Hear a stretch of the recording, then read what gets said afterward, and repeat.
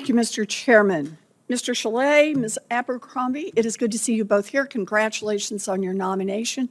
Welcome to your family, and thank you very much for the many years that you've both put into public service.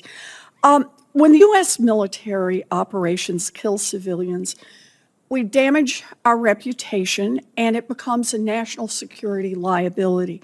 And that's why I worked with DoD to create Civilian Protection Center of Excellence as part of a comprehensive plan to address this problem.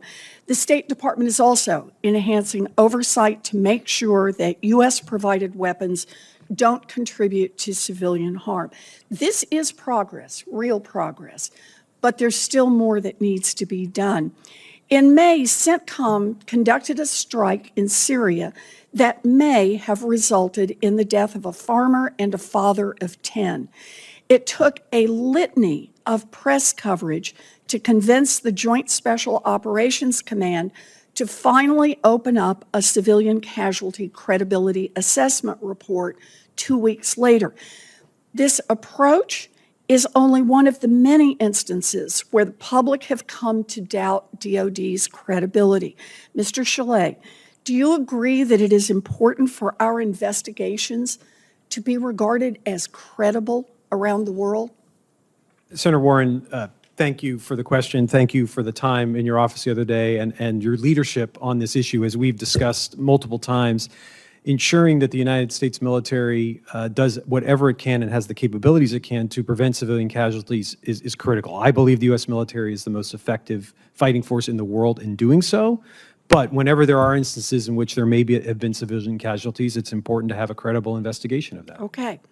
A key way that these investigations could be improved and the results more trusted by communities that were affected by casualties is for DoD investigators to work with civil society organizations on the ground as they work to uncover what actually happened.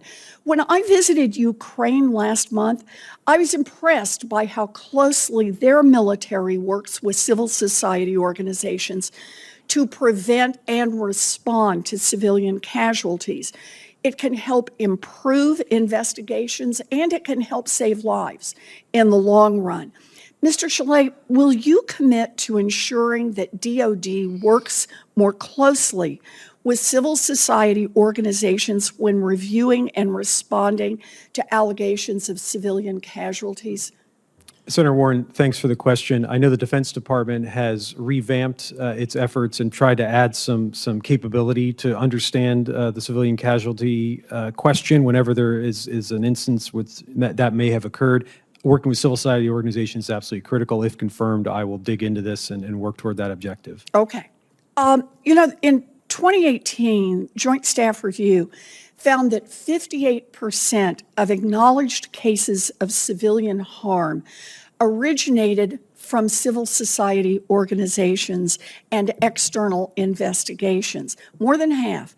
And yet, too often, DoD has seen outsiders as the enemy rather than as the valuable resource that they can be.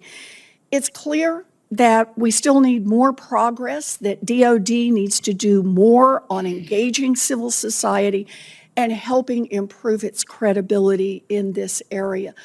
I am very glad to hear you say that you will take the lead in this because we're depending on you to get this right. Ultimately, this is good for America's military, this is good for our nation, and it helps us all around the world. Thank you very much, Mr. Chollet.